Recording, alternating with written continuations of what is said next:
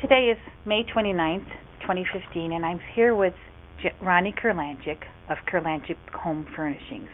Ronnie has agreed to meet with me to tell me what she knows about her ancestry. First, we're going to start out with her grandparents. What was your grandmother's name? Sadie Kurlancheek, and my grandfather was Jacob Kurlancheek. Okay. Now, what was his country of origin? Country of origin was Lithuania.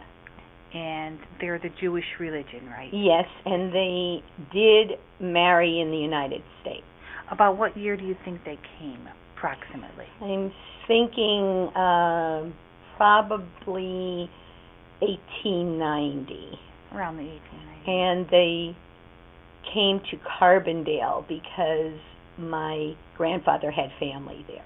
And he was a peddler, and from his traveling around and peddling, he decided to settle in Duryea, which was a mining town. And he did start with mining supplies.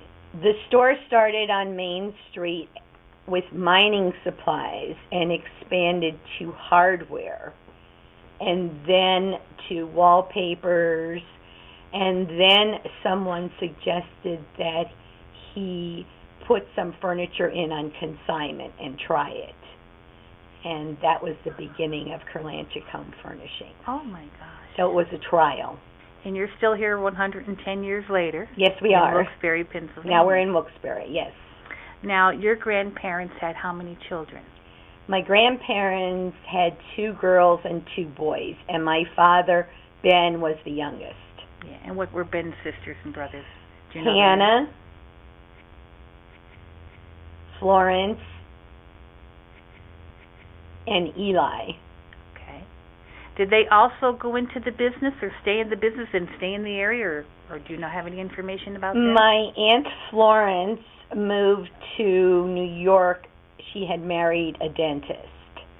My Aunt Hannah went into the furniture business with her husband and her sons in Scranton. My grandfather helped open a store for them in Scranton, and he helped open a store for my Uncle Eli in Wilkes-Barre, and my father, because he was the baby, stayed in Duryea. Oh, that's interesting. So they had a few stores. So at one point there were 3 stores in the area. So my grandfather wanted his children to have their own businesses, so he provided that. And did they go to the Duryea schools, or? Yes, we went to Duryea Public School on and off, and then some of us ended up at Wyoming Seminary. Okay, the grandchildren. The grandchildren, yes. So his children, were they all educated, or did they just start their stores? Did they all go to college? No, they were all educated to high school, and some went to business school. Okay, so your dad had the store in Duryea, took over the store in Duryea. Yes, right, he did. From his father, because he was the youngest. Yes. Do you remember when you were a child? What was your first memory as a child? I was allowed to go to the store on Saturday. We lived on Main Street, so I would walk down Main Street to the store, which was about 4 blocks away, and I could play anywhere I wanted in the store, which was really unbelievable because I shouldn't have been allowed to do that. But I could play anywhere in the store, and I didn't realize it at the time, but all those times I was playing in the store, I was kind of absorbing what my parents were saying and doing. So going into the business was almost natural to me. Sure. You grew up in the business, right, from playing in the store. And I did fall off a couple of mattresses once in a while. Now, as you were going to the store, what businesses do you remember on that Main Street as a child? Well, when I was growing up, there was Swantowski's drugstore and Fidela's drugstore. And Swantowski's drugstore, a variation of it, is still on the corner. And then across the street was Kaminsky's, which also still exists. They are great with kielbasa. And then directly across the street from my father was the local bar. Oh, what was the name There of was that? always a local bar in every small town in northeast Pennsylvania. Definitely. I do not remember the name of it. Okay. Because I know as I go by sometimes I see, I look at that area, and I believe I saw the name Uhas. I think that was it. Yes. Yeah, Mhm. YUHAS. I think that sign is still there. Very old, you could hardly read Yes, it. yes, it was Uhas. What schools did you go to? You went to Duryea, you said. I started at Duryea, then I went to Wyoming Seminary in Kingston, and I am a graduate of University of Wisconsin and Fashion Institute of Technology. Oh. My degree is in textile design. That's very, very interesting. Thank you. Thank you. I got to see the world That's while I was going to college. And that's an accomplishment. Well, thank you very much. And as I said, if I sit in your home furnishing, this is something to be very proud of. Thank you. Because it's your family owned. Thank And you. that's really what the Historical Society is interested in finding out about, the older businesses that were in Greater Pittston. The one thing I wanted to add is that my mother and father were both in the business, and my grandmother and grandfather were in the business, and that was a time when women weren't particularly in business, and my mom really worked almost as many hours as my dad, and she was a salesperson, almost the interior designer of her day. Even though she did not have formal training, she had a real knack for it. So she could pull a room together from top to bottom. And I think that's where I got my entrepreneurial instincts and not a fear of being a woman in business.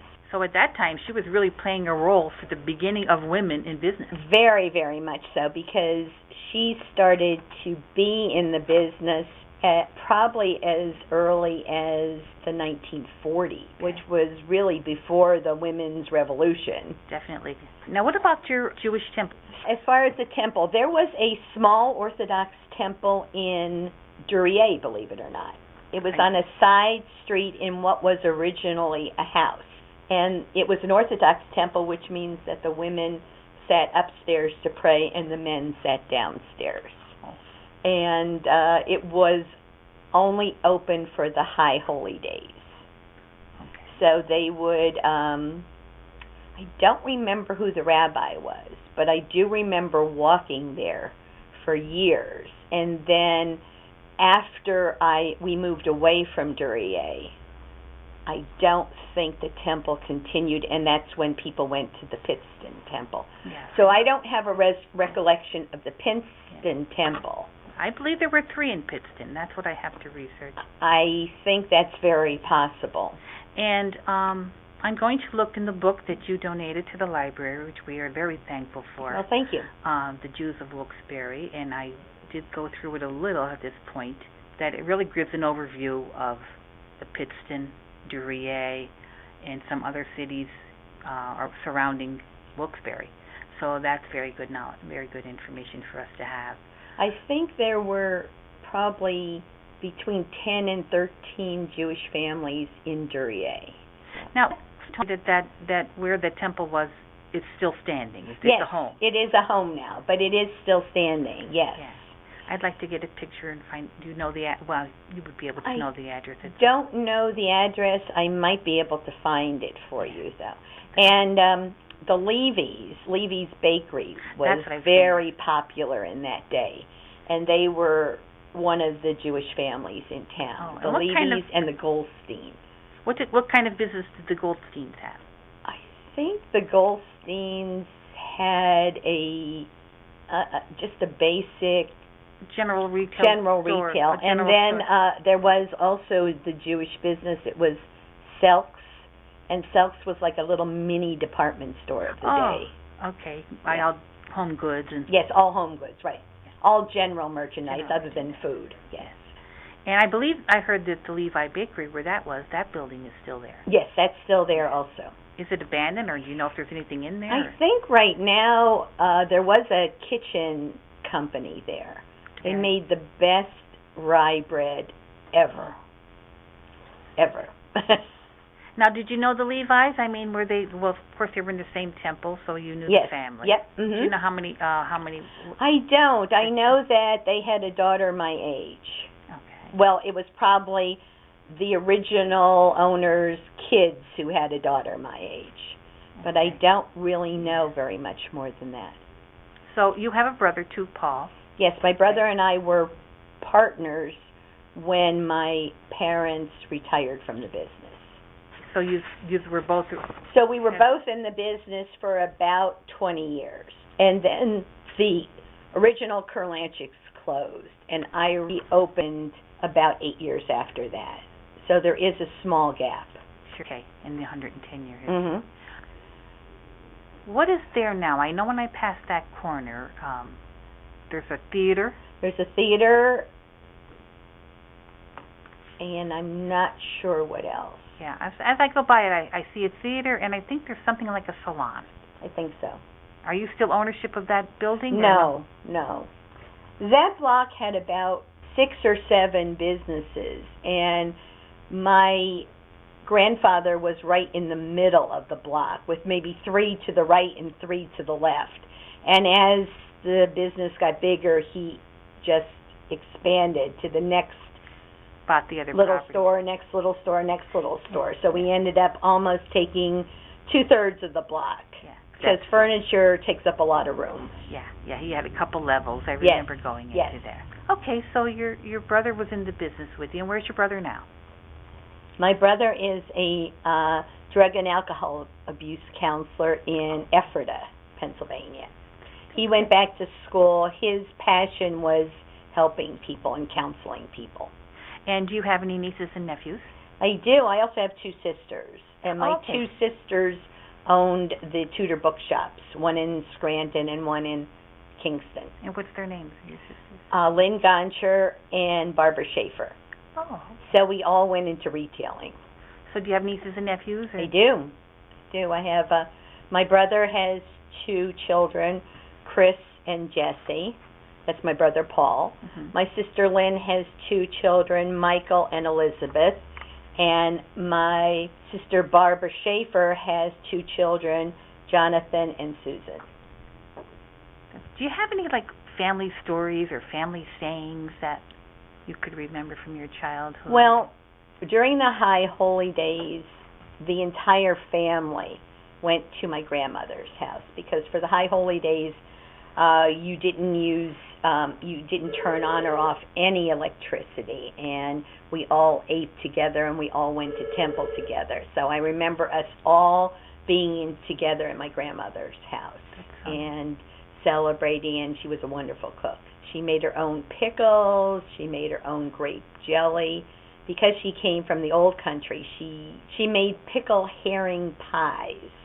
Oh, I never Which heard of really probably goes back to Lithuania. Sure. Yes. And what else could you not do on the High Holy Days? Drive. So that's why we walked temple, and that's why it was important to have a temple in Duryea. Mm-hmm. And my grandparents were very religious, and I think that's very typical. When an immigrant comes, they're very religious. The kids are a little bit less. So. Yeah, I believe so. Yeah, that's probably the American story. That's true. So, okay, you were at your grandmother's for the High Holy Days. What else would you like to add about Jewish religion? Aren't there different types? I mean, is there 3 or 4 different? 3, Orthodox, Conservative, and Reform. Orthodox being the most religious. Conservative is a little bit less strict, and men and women can sit together in temple. And then the Reform movement was to almost make it very little rules and just totally a spiritual feeling. Oh, so that's why there were 3 temples there were many temples in Wilkes-Barre, but 3 main, so there was an Orthodox, a Reform, and a Conservative. What else would you like to add to your interview? What else would you like to say? Because this interview, may be viewed for generations. I'm very proud of my grandparents and parents that they started with nothing. My grandfather came over here with nothing and started with just a wagon full of odds and ends. And he went from town to town selling that. And he developed a real business that he could pass down to his children, and he provided a business for each of his children. And then my father provided a business for my brother and I. And I'm also amazed that the business is still alive after 110 years. It's just amazing with the way retail business in general is going, that a mom and pop business could still exist and thrive. I think that's wonderful. That is. And wouldn't it be something for your grandfather to know that this, what he started to build, it is still 110 years later. I think he would be very thrilled. Well, it was nice meeting with you today. Thank you. I thank you for your story. Thank you. It'll be forever with the Greater Pittston Historical Society.